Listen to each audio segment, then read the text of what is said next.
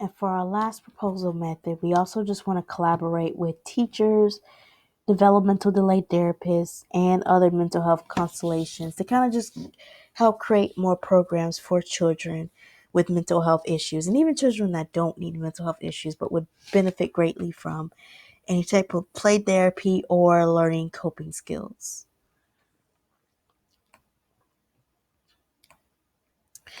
Before I end my presentation, I like to just kind of point out the infant and early childhood mental health site, and just sort of what steps that you as a parent or teacher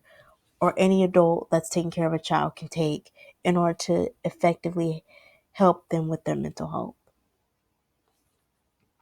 Here are some different ways in which we can help as well, such as providing pediatric health care, early care and education, home visits, policy work that can really help enforce more of these programs to be more funded so that they can help children more in the long run, as well as early intervention. These are just a few ways that we can do to promote the social and emotional well being of our students, and not only our students, but children in general. And we really want to incorporate this more in their lives as they're younger. So as they grow older, it's easier for them to handle, it's easier for them to learn how to cope, and it's easier for them to be more well adjusted than if it was handled late in life. And unfortunately, because there's so little programs like this out now, it's very hard for children this age to get the help they need. And so that's sort of the reason why I've decided to come up with this counseling program for our school, in the midst that even if it doesn't help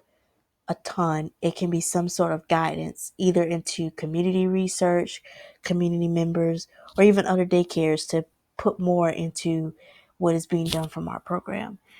The main goal here is just to ensure that our children are mentally, emotionally, academically, and developmentally sound so that when they reach adulthood, they can really focus on their goals and how to cope with situations that come in their life, as well as maybe any mental health issues that they suffer. Because